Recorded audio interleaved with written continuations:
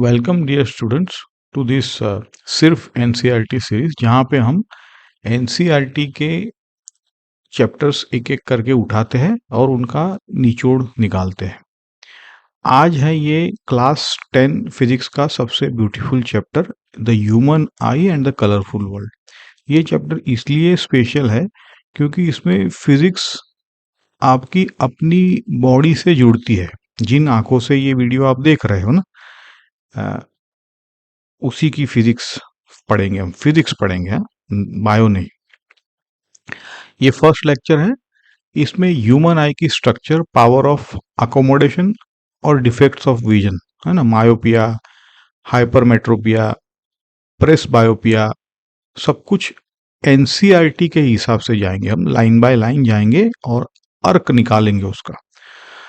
तो copy pen निकालो और शुरू करते हैं। चलो देखो, ये आपका रोड मैप है ताकि आपको पता रहे हम कहाँ जा रहे हैं और कैसे जा रहे हैं।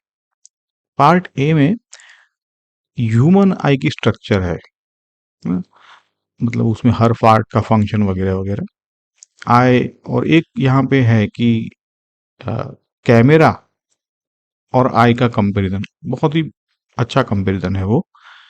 Power of accommodation, near point, far point और कैटरैक्ट और वगैरह वगैरह।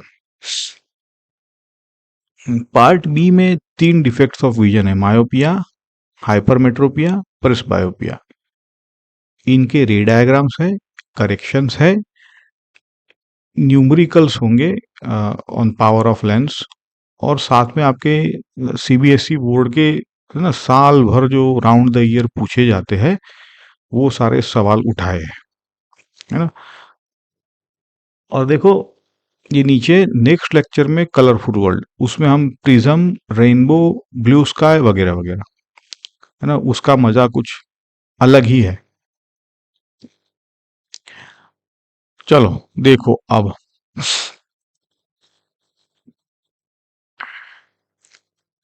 अब इस चैप्टर का 90% मैथ्स सिर्फ 2 फॉर्मूलाज पे चलता है।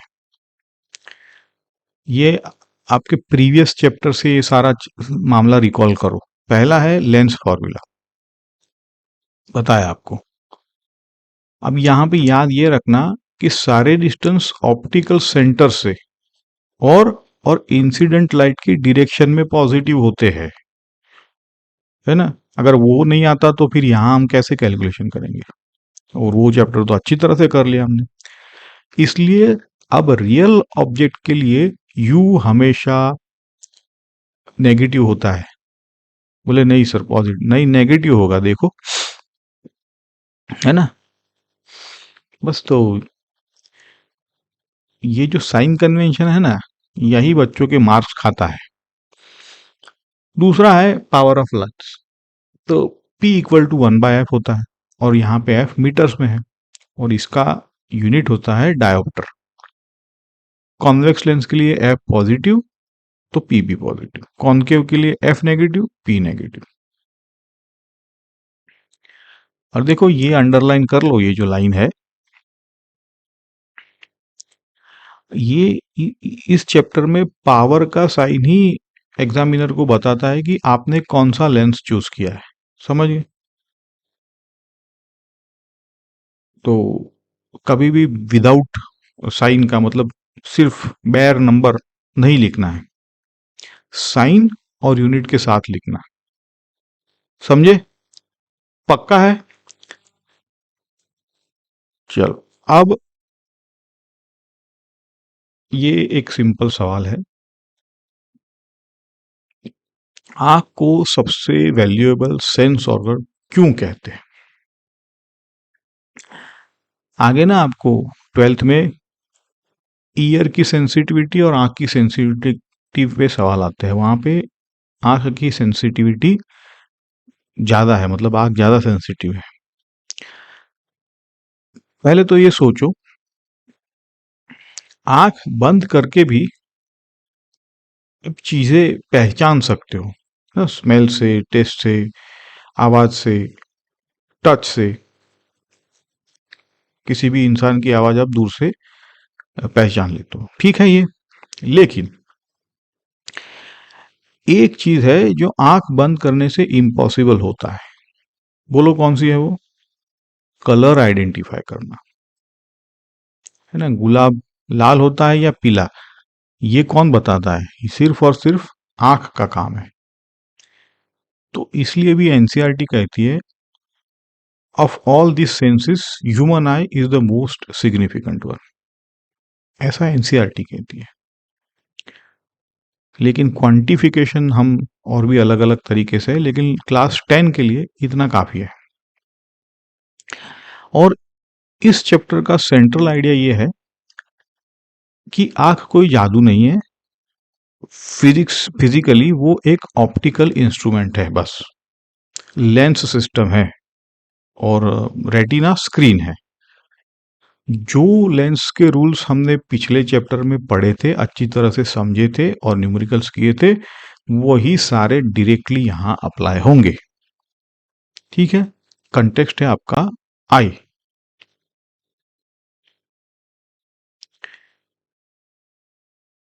अब आता है इस लेक्चर का सबसे इंपॉर्टेंट डायग्राम।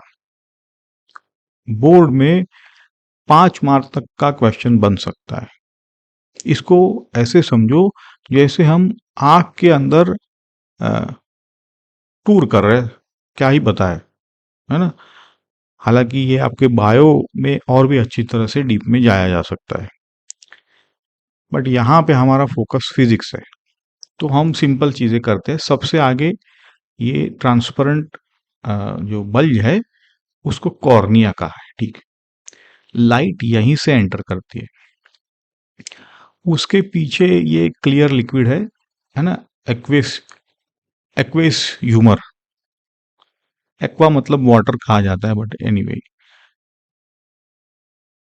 और ये जो डार्क मस्कुलर रिंग दिख रखी है इसको आइरिस कहते हैं, जो आपकी आंख का यही तो कलर डिसाइड करता है कि नहीं। और आइरिस के बीच जो होल होता है वो प्यूपिल होता है। फिर ये जो जेली जैसा है ना, वो आई लेंस है, जिसको ऊपर नीचे से पकड़े हुए है ये जो सीलियरी मसल्स है। लेंस के बाद का जो बड़ा स्पेस है उसे विट्रियस ह्यूमर कहते हैं। और पीछे की पूरी जो रेड स्क्रीन है वो रेटिना है। और रेटिना से ये जो निकला हुआ है येलो केबल, उसको ऑप्टिक नर्व, सीधा ये नर्व ब्रेन तक जाती है और ब्रेन फिर उसे डिकोड करता है। और ये जहां ऑप्टिक नर्व रेटिना से मिलती है ना, उसे ये ब्लाइंड स्पॉट कहा जाता है। और retina is made up of rods and cones, जो कि इस डायग्राम में नहीं बताया है। हालांकि एक नंबर आपको याद रखना है, ये जो आई बॉल है वो अप्रोक्सीमेटली स्पेरिकल है और उसका डायमीटर 2.3 सेंटीमीटर ले लो। ये डायरेक्टली न्यूमेरिकल्स में आता है। अब यहां पे एक होमवर्क दूं अभी से, आपको ये डायग्राम विद इन 4 मिनट्स आपके अपनी खुद के मेमोरी से बनाना आना चाहिए, है ना। तो 5 मार्क बन गए आपके।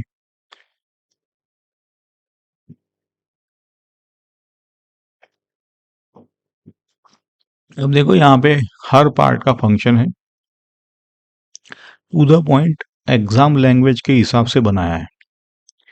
कॉर्निया बोले thin transparent member, front bulge. और ये जो लाइन है इसको स्टार मार्क कर लो। मैक्सिमम रिफ्रैक्शन कॉर्निया की आउटर सरफेस पे होता है, लेंस पे नहीं होता है। हाँ, ये मजेदार बात एमसीक्यू में हर साल आता है। बस हमें तो क्या है, क्लास 10 में एक एक लाइन रटनी होती है, तो ये लो आपको एग्जाम के लिए। दूसरा है एक्वियस ह्यूमर। ये कॉर्निया के जस्ट पीछे क्लियर वाटरी फ्लूइड है। और ये जो है ना, ये फ्लूइड आपका काम करेगा, कचरा जो निकलता है ना, इसकी मदद से निकल जाता है। ये सर्कुलेट होता रहता है। अच्छा, आइरिस ये एक डायफ्राम बोलते हैं, मस्कुलर डायफ्राम है, डार्क। ये प्यूपिल की साइज को कंट्रोल करती है। प्यूपिल है ये जो लाइट आती है ना, वो आंख में जो लाइट आती है उसकी अमाउंट, ये ही तो प्यूपिल ही तो रेगुलेट करेगा, क्योंकि यहीं से तो लाइट अंदर जाएगी।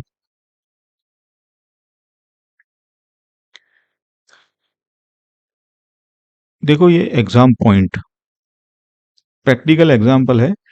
डीम लाइट में प्यूपिल बड़ी हो जाती है, ऑब्वियस है, मतलब उसका। और ब्राइट लाइट में छोटी, है ना, क्योंकि ब्राइट है तो उसको जरूरत नहीं है इतने लाइट की। इसलिए जब आप डार्क रूम से बाहर धूप में अचानक आते हो तो एक सेकंड के लिए ना आपको अ, ऐसा नहीं हो जाता है, ऐसा थोड़ा सा झपक जाते हो। तो ये प्यूपिल को एडजस्ट होने में थोड़ा सा जो टाइम है वही आपका झपकने का टाइम है आंखों से। चलो, बायो में तो इसको और भी आप करोगे, हम तो आगे बढ़ते हैं। लेंस है, आई लेंस, ये फाइब्रस जेली लाइक मटेरियल है। इसका काम है फाइनर एडजस्टमेंट ऑफ फोकल लेंथ, और ये रेटिना पे इमेज बनाता है। कैसी इमेज? रियल और इन्वर्टेड, उल्टी इमेज बनाता है। Don't worry about that. Ciliary muscle lens की कर्वेचर चेंज करती है ना, जिससे फोकल लेंथ चेंज होती है। यही तो अगला टॉपिक है अपना एकोमोडेशन का। अब विट्रियस ह्यूमर क्या है? लेंस और रेटिना के बीच की जेली। वो इसको आप बायो में पढ़ना, लेकिन इसका काम हो सकता है कि इसको स- बराबर मेंटेन करे, आंख के स्ट्रक्चर को सपोर्ट दे, ऐसा। रेटिना एक डेलिकेट मेम्ब्रेन है, बहुत ही सेंसिटिव होता है। Enormous number of light sensitive sales मैं कहूंगा, जिसको रॉड्स एंड कोन्स कहते हैं। इस पे लाइट पड़ते ही ये सेल्स एक्टिव हो जाते हैं, और ये इलेक्ट्रिकल सिग्नल्स जनरेट करती है। इसलिए ना रात को बिना लाइट के बैठना चाहिए, जिससे शरीर को असली रिलैक्सेशन मिलता है। Even if your eyes are closed, the retina senses the light and then it's वो डायनेमिकली एक्टिव रहता है, तो रिलैक्स नहीं होते हैं। इसलिए लाइट बंद करके स्क्रीन से दूर आपको अंधेरे में सोना चाहिए और बैठना भी चाहिए। ऑप्टिक नर्व, ये यहाँ से जो सिग्नल्स बोलेंगे ना, इलेक्ट्रिकल बोलो कि जो भी सिग्नल्स है, बायो इलेक्ट्रिकल, यहाँ से ब्रेन तक पहुंचती है, और ब्रेन इसको इंटरप्रेट करता है। और ये इंटरप्रिटेशन तो अभी तक कोई समझ नहीं सका है, और इस इंटरप्रिटेशन को हम कहते हैं कि हमने चीज देखी, हमको दिखा, ऐसे। देखो, अब ये जो पूरी कहानी है वो एक फ्लो चार्ट में है। अब आपको ये रटना नहीं है, आपको यहाँ पे लॉजिक से याद होना चाहिए। ऑब्जेक्ट से लाइट चली, कॉर्निया पे मैक्सिमम रिफ्रैक्शन, याद है, याद रखो ये बात को। एक्वियस ह्यूमर क्या, उसको उसने क्रॉस कर लिया, चलो, तो फिर प्यूपिल ने डिसाइड करना है कि कितनी लाइट अंदर जाएगी, और प्यूपिल को डिसाइड करता है आइरिस, मतलब प्यूपिल को कंट्रोल। आई लेंस ने अच्छी फोकसिंग की है ना, तो विट्रियस ह्यूमर से होके रेटिना पे रियल इन्वर्टेड इमेज बनी। रेटिना के जो सेंसिटिव सेल्स है, उसने सिग्नल बनाया, बायो इलेक्ट्रिकल सिग्नल, और फिर वो ऑप्टिक नर्व ब्रेन तक ले जाती है ना, और ब्रेन ने आपको जो भी है सीधा करके दिखा दिया। अब ये देखो फेवरेट वन मार्क क्वेश्चन, ये वो है कि रेटिना पे इमेज तो रियल और इन्वर्टेड और डिमिनिश्ड बनती है ना, तो हमें दुनिया उल्टी क्यों नहीं दिखती है? क्योंकि ब्रेन सेल्स जो है वो अ, मतलब वो भी तो है, वो इंटरप्रेट करते हैं, तो उनका इंटरप्रिटेशन हमें दिखता है, जो कि सीधा होता है। आंसर में ब्रेन वर्ड डाल दो, ठीक है ना? मतलब स्कूल में तो यही चलता है, नहीं तो मार्क गया।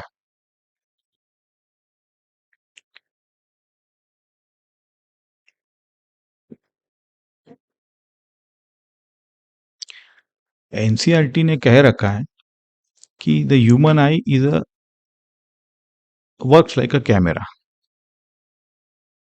तो किसी ने बहुत अच्छा कंपैरिजन टेबल बनाया था, तो हम इसको देखते हैं।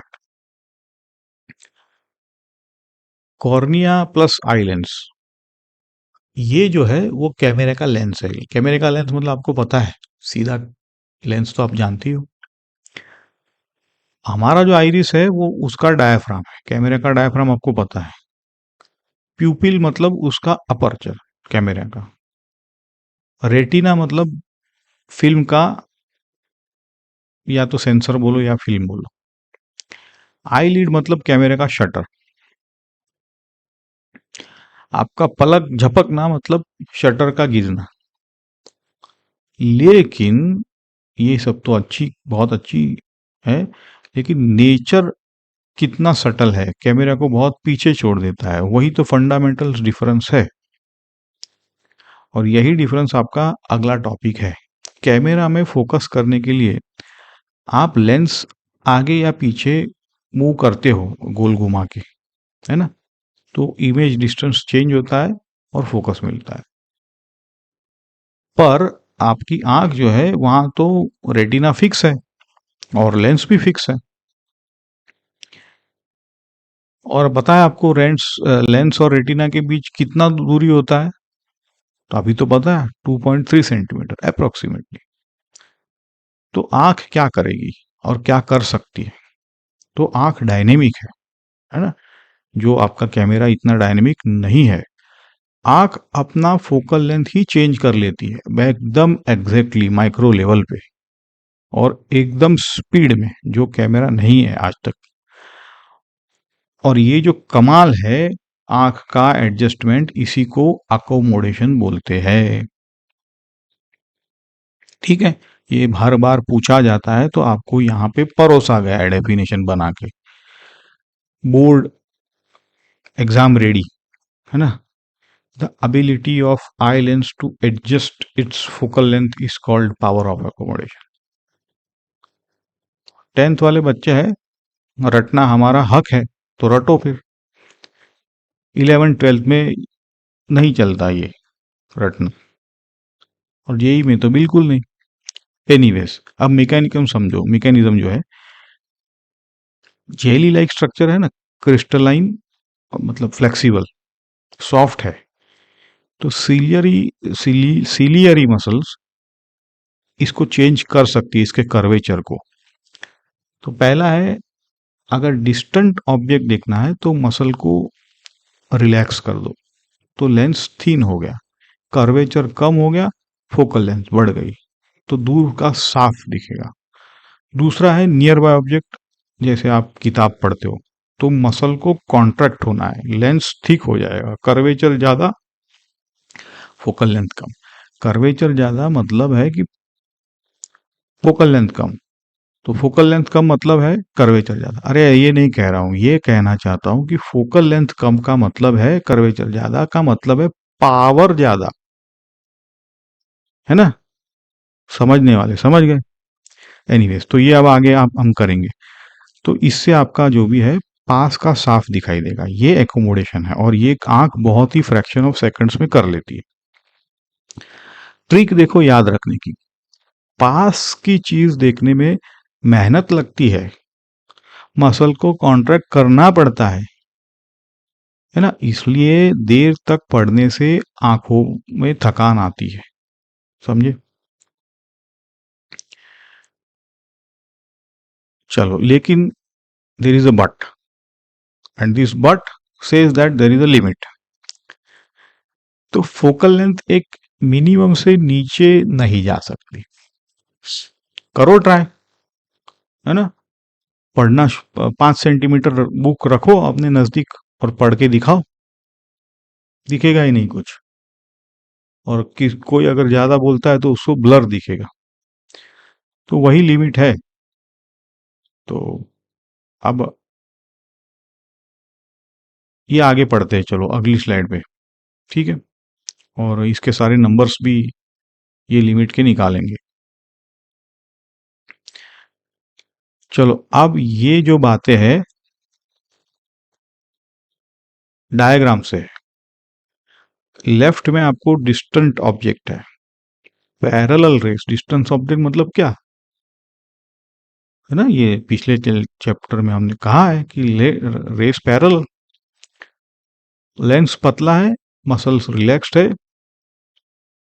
तो ये जो ऑरेंज ट्राइंगल्स है ना, देखो ढीले मतलब सीलियरी मसल। और इमेज तो हमेशा एग्जैक्टली रेटिना पे होनी चाहिए जो यहाँ पर है।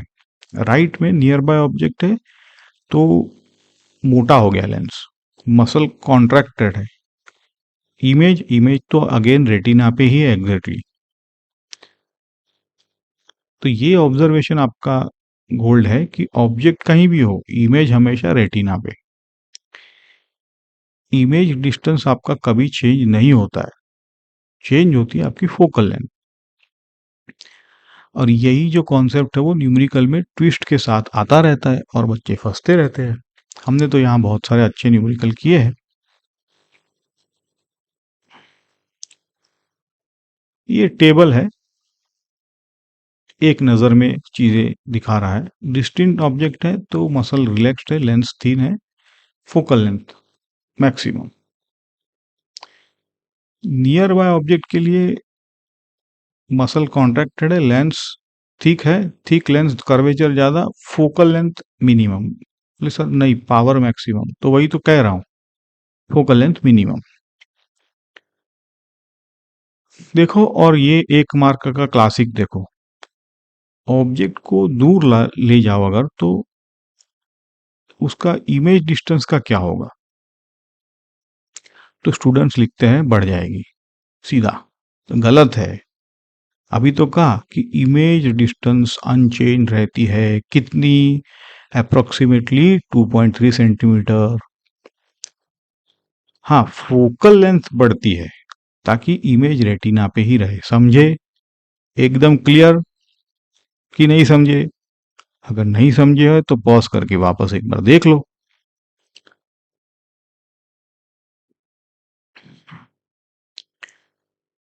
अब ये जो तीन डेफिनेशंस है बोर्ड में, तो तीनों आती है आपके। नियर पॉइंट या least distance of distinct vision, minimum distance जहां से ऑब्जेक्ट बिना स्ट्रेन के सबसे डिस्टिंक्टली दिखे। तो इसको ना नॉर्मल यंग एडल्ट के लिए 25 सेंटीमीटर होता है ना, बड़े बूढ़ों के लिए नहीं होता है। फार पॉइंट, फारदेस्ट पॉइंट जहां तक आपको क्लियरली दिखे, तो इसको नॉर्मल आई के लिए इन्फिनिटी बोल देते हैं। तो रेंज ऑफ विजन क्या हुआ, बोलो? 25 से इन्फिनिटी तक। देखो ये जो नंबर लाइन है वो पूरी नंबर लाइन 25 से, तो ये जो यहाँ पे क्लियर कंफर्टेबल विजन है ना, उसको ग्रीन जोन बोलेंगे। और 25 से पास में ब्लर और स्ट्रेन होता है।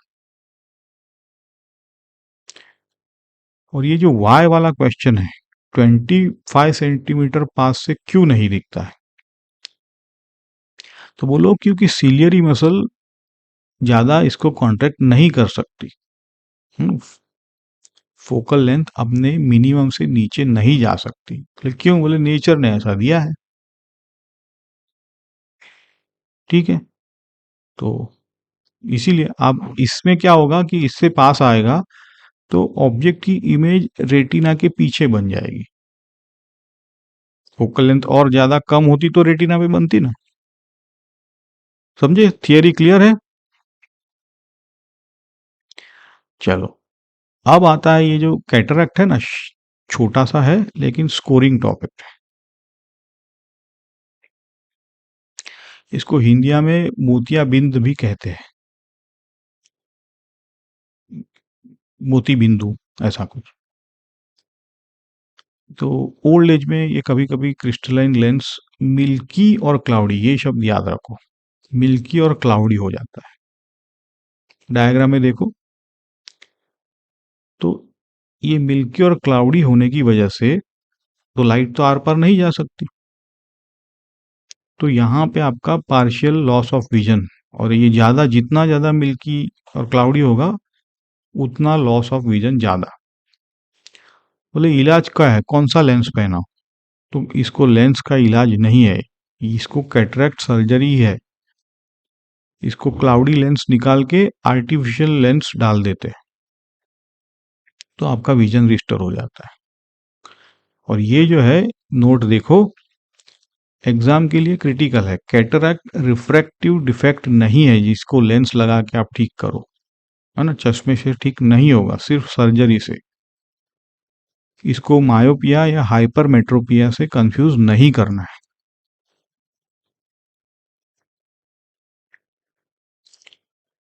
चलो,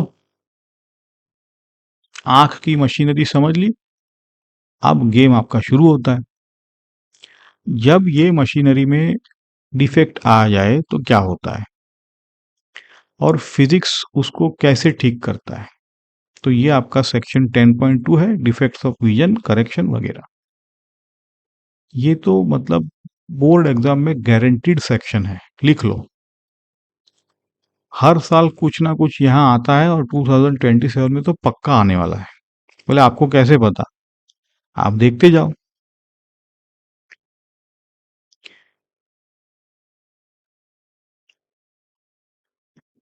तो जब आई अपनी पावर ऑफ अकोमोडेशन धीरे धीरे खोती जाती है ना, क्यों, बोले सिलियरी मसल काम नहीं कर रहे, लेंस फ्लेक्सिबल नहीं रहती है, अपनी नर्व्स भी फ्लेक्सिबल नहीं रहती बुढ़ापे में, तो यहाँ पे विजन ब्लर्ड हो जाता है। बोले नर्व्स, बॉडी की नर्व्स की बात नहीं कर रहा हूँ मैं, मैंने एक एग्जांपल दिया। मतलब फ्लेक्सिबिलिटी खोता है तो आपका लेंस भी फ्लेक्सिबिलिटी खोता है, सिलियरी मसल भी पावर खोती है, इस वजह से एकोमोडेशन नहीं कर पाता है। तो ये जो है इनको कहेंगे रिफ्रैक्टिव डिफेक्ट्स, ठीक है, जो रिफ्रैक्शन से ठीक हो सकते हैं। तो इसीलिए चश्मे से रिफ्रैक्शन करवा देंगे। लेकिन 3 कॉमन डिफेक्ट्स देखो, है ना, 3 बॉक्सेस है यहाँ पे। पहला है मायोपिया, मतलब नियर साइटेडनेस, इसका करेक्शन है कॉन्केवनेस, बस इतना याद रखो। मायोपिया को याद रखोगे तो हाइपरमेट्रोपिया अपने आप याद रहेगा। मायोपिया का रे डायग्राम और कॉन्केव लेंस। हाइपरमेट्रोपिया मतलब फार साइटेडनेस, इसका करेक्शन कॉन्वेक्स लेंस। और प्रेस बायोपिया है ओल्ड एज डिफेक्ट, इसको बायफोकल लेंस लगता है। आगे आपको पिक्चर दिखाता हूं, ऊपर वाला कॉनकेव, नीचे वाला कॉन्वेक्स। क्योंकि ये रिफ्रैक्टिव डिफेक्ट्स है, सुटेबल स्पेरिकल लेंसेज से करेक्ट हो जाते हैं। तो देखो एक एक करके देखते हैं। पहला है आपका मायोपिया, एकदम प्रिसाइज डेफिनेशन छोटी सी। मायोपिक पर्सन को पास का साफ दिखता है लेकिन दूर का नहीं दिखाई देता है, इसको नियर साइटेडनेस, मतलब नियर का दिख, सिर्फ नियर का। देखो फीचर्स, तो दूर का नहीं दिखता है ना, इसलिए फार इंफिनिटी से पास आ जाता है ना, बोल दो कुछ मीटर्स तक। तो इसका मतलब है कि डिस्टेंट ऑब्जेक्ट जो है उसका इमेज रेटिना के आगे बन जाता है, इन फ्रंट ऑफ रेटिना। कॉजिस्ट देखो 2 है, अब दोनों लिखने पे ही फुल मार्क्स मिलेंगे, दोनों क्लियरली लिख के दिए है। आई लेंस की एक्सेसिव कर्वेचर, मतलब लेंस ज्यादा मोटा, फोकल लेंथ ज्यादा छोटी। दूसरा है आई बॉल का इलोंगेशन, आई बॉल अगर लंबा हो गया तो रेटिना ऑब्वियसली पीछे खिसक जाएगी, तो इमेज आगे बनेगी। इसके लिए करेक्शन है आपका concave lens. Concave lens diverge कराएगा ना, आपको डायग्राम में दिखाते हैं। डाइवर्जिंग लेंस पहले रेस को थोड़ा सा फैला देता है, फिर आई लेंस उसको कन्वर्ज करके वापस रेटिना पे ला देगा। ठीक है, अब आप डायग्राम देखते हैं। यहाँ पे ये जो है 3 रे डायग्राम यहाँ पे बनाए हैं। नॉर्मल आई देखो पैरेलल सीधा रेटिना पे, सब हैप्पी। मायोपिक देखो लेंस मोटा है ना, तो जल्दी कन्वर्ज करा देती है। लेंस मोटा का मतलब पावर मोटी, पावर मोटी मतलब फोकल लेंथ छोटी, है ना, जैसे भी आप समझो। तो इमेज रेटिना से पहले बन गई। रेड डॉट पे देखो, रेटिना तक पहुंचते पहुंचते रेस फिर से स्प्रेड हो जाती है, इसलिए फिर डॉट नहीं मतलब ब्लर। करेक्शन देखो, आंख के आगे कॉनकेव लेंस दिखा, तो देखो ये कॉनकेव लेंस क्या कर रहा है ना, ये रेस को पहले थोड़ा सा डाइवर्ज करा था कि नहीं, और आई लेंस कन्वर्ज कराएगा तो फिर ये कॉम्बिनेशन मिला के रेटिना पे ग्रीन डॉट बना है, तो डिफेक्ट करेक्टेड है। अब यहाँ पे आप, मैं पहले से कहता हूँ, रे ऑप्टिक्स से मैं कहता आया हूँ कि आप जब भी डायग्राम बनाओ तो एरोस तो देना जरूरी लेबल्स भी जितना कर सको उतना जरूरी है ना। बिना लेबल्स के डायग्राम अधूरा है, और बिना रेस के डायग्राम टेक्निकली इनकरेक्ट हो जाता है। ठीक है, हमारे वक्त तो 0 मार्क देते थे। अब मजा आएगा आप लोगों को, ये मैथ्स वाला पार्ट है। यहाँ पे कंफ्यूज मत होना, आइडिया इतना सिंपल है कि फॉर्मूला रटने की जरूरत ही नहीं है, आइडिया को समझो। कॉनकेव लेंस का काम क्या है, डिस्टेंट ऑब्जेक्ट मतलब यू तो माइनस इन्फिनिटी होगा, अब उसकी वर्चुअल इमेज एग्जैक्टली उस आंख के फार पॉइंट पे बनाना है। उस आंख का फार पॉइंट मतलब जहां पे जो भी डी है ना, मतलब जो जहां वो जहां पे इंसान रुका हुआ है डी मीटर्स, तो वी इक्वल टू डी। बोले सर नहीं समझ में आया, क्यों? क्योंकि फार पॉइंट तक आंख खुद देख सकती है। लेंस फॉर्मूला लगाओ, 1/v माइनस 1/u, ठीक है, तो आपको 1/-डी, ये माइनस डी होगा ना, आगे है तो, और -0, तो f इक्वल्स -d, बस इतना ही है। माइनस आ गया मतलब कॉनकेव आ गया। तो ये तो focal length of a concave lens is equal to far point की डिस्टेंस, है ना, माइनस साइन के साथ। और पावर इक्वल्स 1/d, है ना, माइनस तो भले लेकिन d इन मीटर्स। देखो वर्क एग्जांपल ही है, एनसीईआरटी का ही है ये। पर्सन 1.2 मीटर से नहीं देख सकता आगे, मतलब डी क्या हुआ, समझ गए ना बात को। यू क्या होता है, माइनस इन्फिनिटी। ऑब्जेक्ट तो दूर है, जरूरी थोड़ी 1.2 पे हो। एफ क्या है, -1.2। पावर क्या हुआ, 1/-1.2, -0.83। कॉनकेव लेंस अपने आप साइन आ गया ना, देखा, तो माइनस आया मतलब कॉनकेव है, तो आंसर खुद ही कंफर्म हो रहा है, ऐसा नहीं कि आपको कुछ छेड़खानी करनी है ना। इस फॉर्मूला में सारी चीजें साइन के साथ रखनी होती है। चलो और एक देखो, ये एनसीईआरटी एक्सरसाइज का है, बोर्ड में भी रिपीट होता है 10th वालों के लिए। फार पॉइंट 80 सेंटीमीटर, है ना, तो बोल के लिखो अब सारे, u इक्वल्स माइनस इन्फिनिटी, इसको बोलेंगे डिस्टेंट ऑब्जेक्ट। और v क्या है, जहां पे वो रुका है, -80। मतलब 0.8 लिखना है माइनस। अरे सब सेंटीमीटर में है तो ऐसा नहीं, पावर चाहिए ना मीटर में, तो ये नहीं भूलना है। तो फिर क्या है, पी आपका निकल के आया है -1.25D। तो देखो स्टेटमेंट आंसर का कैसे लिखना है, पूरा लिखो। A concave diverging lens of focal length 80 centimetre, power -1.525 dioptre, वगैरह वगैरह। शॉर्टकट आपका सिर्फ चेकिंग के लिए है।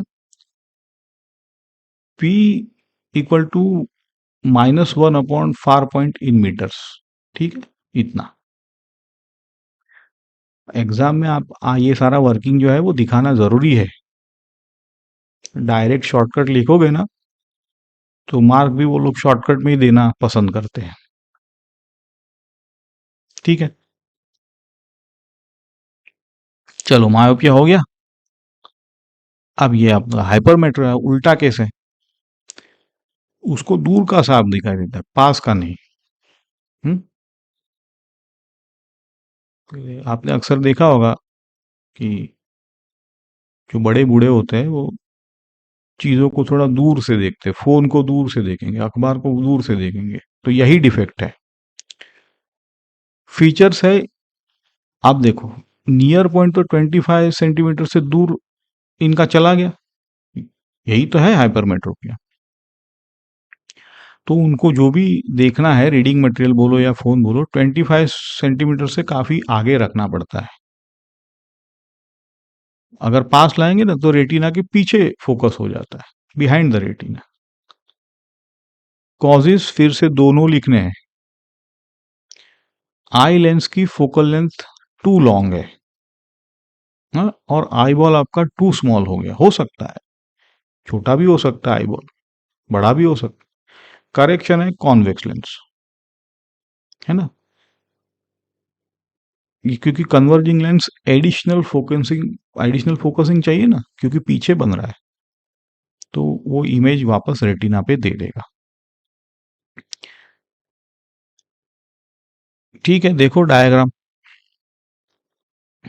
डिफेक्टिव है, object normal point near and dash पे रखा है 25 सेंटीमीटर पे, लेंस वीक है, रेस कन्वर्ज होने से पहले ही रेटिना आ गई, तो रेटिना के पीछे बनी है, देखो हाँ डैश लाइन दिखती है, रेस कहाँ से मिलती है, अगर रेटिना ना होती तो, ऐसा।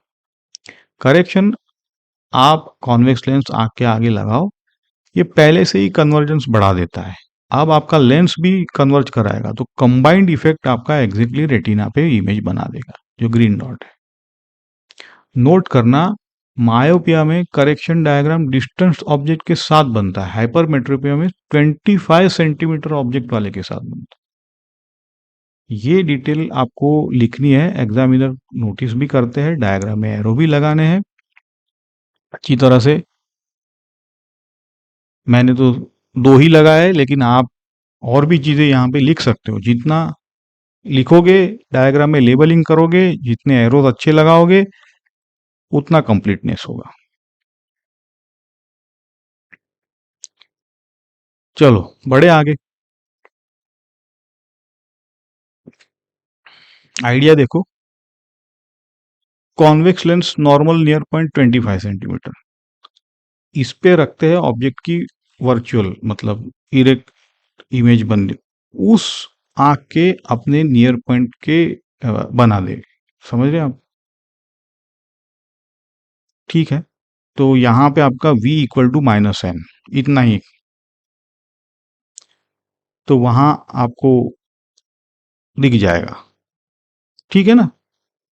जो मायोपिया में गया इसका उल्टा यहाँ कर रहे हैं, फॉर्मूला तो वही है, आपका u यहाँ पे होगा 25, और ये भी माइनस होना चाहिए, ठीक है। n जो है वो 25 से बड़ा, तो f पॉजिटिव, कॉन्वेक्स कंफर्म हो गया आपका, देखा। यहाँ पे सबसे बड़ा ट्रैप क्या है देखो, इमेज ऑब्जेक्ट की सेम साइड पे है, तो वर्चुअल है, इसलिए v नेगेटिव है। अब आधे बच्चे तो v equal to plus n लिख के पूरा सवाल गलत कर देते हैं। आप मत करना। अब देखो, एनसीईआरटी का वर्क एग्जांपल है, नियर पॉइंट उसका 1 मीटर दूर चला गया, है ना, और u यहाँ पे कितना लिखोगे, -0.25। बोले सर गड़बड़ हो रही है, वहां पे तो यू इन्फिनिटी लिखा था माइनस, यहाँ पे ऑब्जेक्ट 25 सेंटीमीटर पे है, उसका v -1 है। पॉज करके समझ लेना। तो लेंस फॉर्मूला लगाओ तो आपका p प्लस निकल के आएगा, 3 dioptre convex lens, sign positive, match हो गया कॉन्वेक्स अपने आप।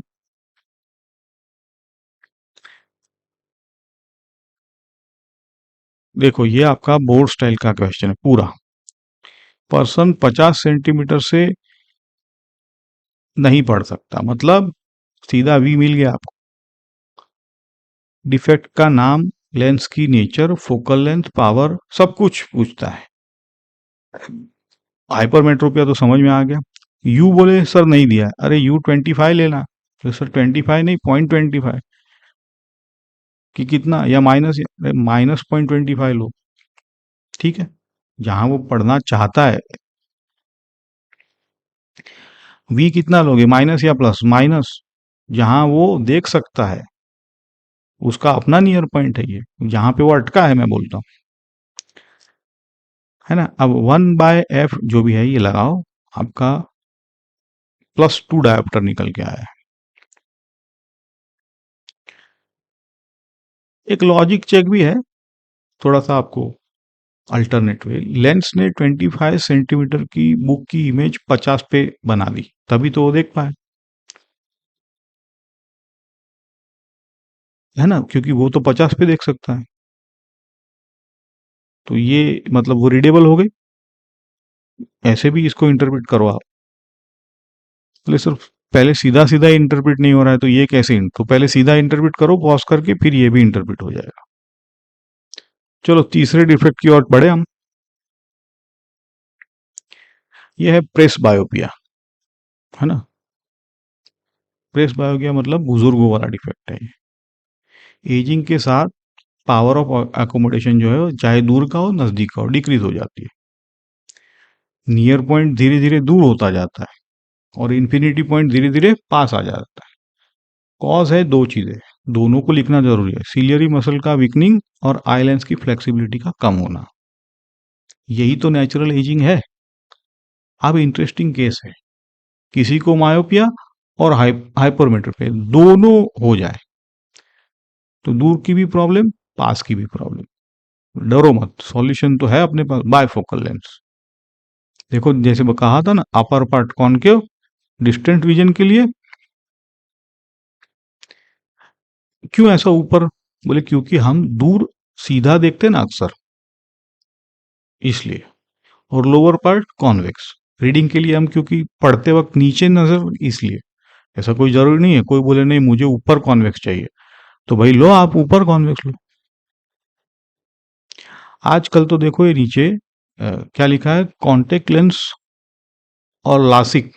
ये लासिक एक सर्जरी है, ऐसी सर्जरी है इसे कि पूरा आपका लेंस जो है वो करेक्ट कर देता है। अब इसके डिटेल तो ज्यादा मुझे भी नहीं पता है, लेकिन लासिक बोलते हैं, इतना पता है।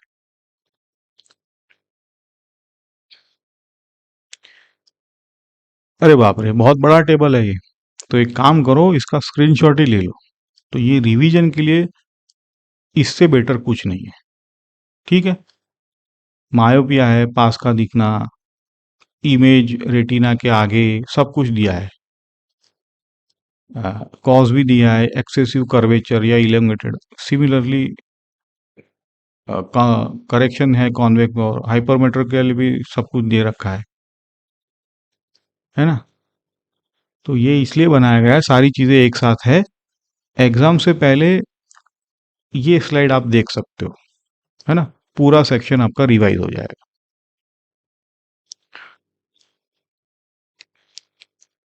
ये 5 गलतियां अक्सर पाई जाती है। आपने अगर इसको अवॉइड कर लिया तो आप टॉप वर्स 1% में से हो। पहला है हाइपरमेट्रोपिया में वी का साइन, है ना? वर्चुअल इमेज है भाई, सेम साइड है, वी नेगेटिव होता है, यू भी तो नेगेटिव होता है। दूसरा है सीएम को कन्वर्ट ही नहीं करते। मीटर में कन्वर्ट करो फिर डायोप्टर निकालो। तीसरा है कॉन्केव लेंस लिखा और पावर पॉजिटिव लिखना, ये तो बहुत आम तौर पे करते हैं। लेंस और साइन मैच होने चाहिए, नहीं तो मार्क। चौथा है कैटरेक्ट भी आप रिफ्रैक्टिव चश्मे से उसको ठीक कर देते हो, नहीं होता है, उसका सर्जरी एक ही इलाज है। पांचवा है, ये मैं अक्सर कहता हूँ, रे डायग्राम तो ड्रॉ करते हो लेकिन कौन सा रे कहाँ से आ रहा है, एरो हेड लगाना जरूरी है। लेबलिंग करना जरूरी है, अगर ड्रॉ किया है तो कॉर्निया, आई लेंस, रेटिना, इमेज पॉइंट, जितना मार्क कर सकते हो, लेबल कर सकते हो, करो। ठीक है। अब ये आपके एनसीईआरटी के इन टेक्स्ट क्वेश्चन है। मॉडल आंसर है जैसे आपको बोर्ड में लिखना है। पहला है पावर ऑफ अकोमोडेशन क्या है, तो ये आपको पता है अब, है ना? आई लेंस की एबिलिटी अपनी फोकल लेंथ को एडजस्ट करने की, सीलियरी मसल के थ्रू कर्वेचर चेंज करके, ताकि डिफरेंट डिस्टेंसेस के ऑब्जेक्ट रेटिना पे फोकस हो जाए। दूसरा है मायोपिक पर्सन 1.2 मीटर के आगे नहीं देख सकता है, कौन सा लेंस? अभी तो हमने सॉल्व किया था, है ना? शॉर्टकट से भी आप सीधा लिख सकते हो। क्वेश्चन 3 है नॉर्मल आई का फार पॉइंट और नियर पॉइंट, तो ये तो सीधा सीधा है ना, वन लाइनर। और भी है क्वेश्चन, देखो आपके, ये क्लासिक केस स्टडी है। स्टूडेंट लास्ट रो से ब्लैक बोर्ड नहीं पढ़ सकता है, कौन सा डिफेक्ट है, सोचो। प्रॉब्लम दूर देखने में है, तो डिफेक्ट है मायोपिया। कॉज है एक्सेसिव कर्वेचर या इलोंगेटेड या दोनों, है ना? बोर्ड की इमेज रेटिना के आगे बन जाएगी, करेक्शन आपका कॉनकेव है। देखो आप ये टिप देखो, आंसर कैसे राइट करते हैं। बच्चे पूछते हैं कई बार, अगर ये 3 मार्क्स में आए तो 3 चीजें चाहिए, डिफेक्ट का नाम, उसका कॉज और लेबल्ड रे डायग्राम, है ना? दोनों डिफेक्टिव और करेक्टेड दोनों रे डायग्राम। अगर आप सिर्फ नाम लिख के भाग गए तो एक ही मार्क मिलेगा।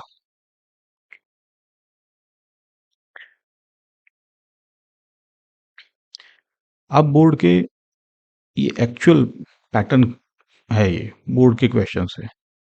पहले आप पॉज करो, खुद ट्राई करो, पढ़ो, समझो, है ना? फिर कीवर्ड देखे वो चेक करो। मैं पढ़ता हूं, देखो पार्ट वाइज क्वेश्चन है।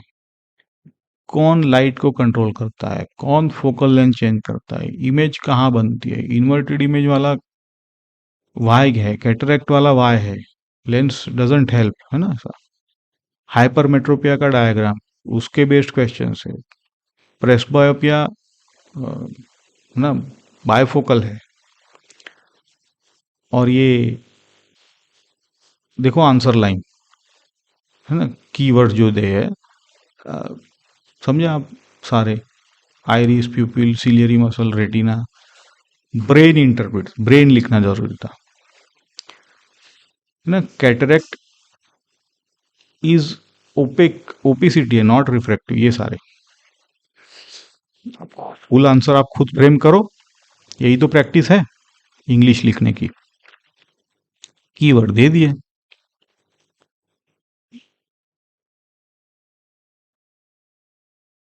अच्छा, ये पेज थोड़ा हैवी है, 5 मार्कर आई डायग्राम वाला क्वेश्चन है। क्वेश्चन 8 पे आप फोकस करो। ये न्यूमेरिकल थियरी मिक्स हर 2-3 साल में आता है।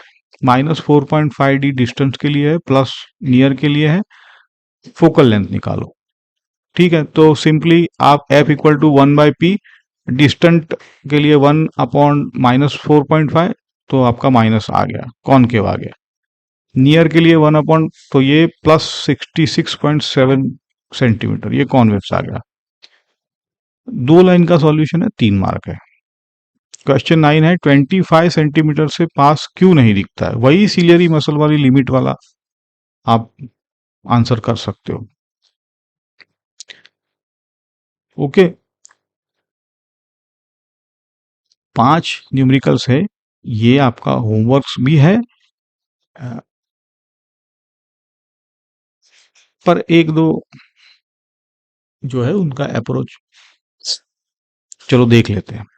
नंबर 3 इंटरेस्टिंग है, पर्सन सिर्फ 50 सेंटीमीटर से 3 मीटर तक देख सकता है। तो डिस्टेंट विजन के लिए फार पॉइंट क्या हुआ, 3 मीटर, है ना। तो F-3, P आपका, है ना। तो ये -0.33 मतलब मायोपिया। नंबर 4 थोड़ा कॉन्सेप्चुअल जेम है ये। रिलैक्स्ड नॉर्मल आई है, इमेज 2.3 से पीछे बन रही है। अब यहां पे V पॉजिटिव 0.023, ये मैं एक्चुअली करवाया है, मतलब करवाता हूं क्लास में, यहां पे नहीं कवर किया है। लेकिन पीछे मतलब पॉजिटिव ना, लेंस तो आपको आता है, रियल इमेज है, लाइट की डायरेक्शन में है ना। तो P निकलता है +40 में, 0.5 जो भी है डायोप्टर में। तो देखा आपने आंख का लेंस सिस्टम कितना पावरफुल है, 43 डायोप्टर। आपका चश्मा तो सिर्फ 1 2 3 4 डायोप्टर तक होता है, ये तो 43 है। 5वां नंबर है रिवर्स इंजीनियरिंग, पावर से फार पॉइंट और नियर पॉइंट निकालना है ना। आपको आंसर दिए, आपको फुल सॉल्यूशन करने हैं।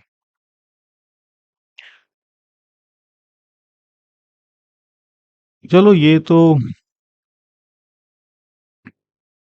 फिजिक्स से हटके है, एक्स्ट्रा इंफॉर्मेशन दी हुई है। एनसीईआरटी ने ये बॉक्स दिया है और ये एक काइंड ऑफ लेसन है, you can pause and read all those things. उन्होंने दिया है तो हमने रखा है, but let's skip this to save our time, and now we come to the summary। पूरा लेक्चर हम 1-2 मिनट में इस स्लाइड में भर दिया है हमने। Eyeball 2.3 centimetre, maximum refraction cornea पे, fine adjustment eye lens, retina पे इमेज रियल इन्वर्टेड डिमिनिश्ड, है ना। ब्रेन इंटरप्रेट करता है, देखा। Accommodation ciliary muscle, curvature focal length, near point 25, far point infinity. Myopia image आगे concave, F-, far point. Hypermetropia image पीछे convex, F1/25 -1/n। Presbyopia ageing की वजह से, दोनों defect, bifocal. Cataract surgery, no refraction.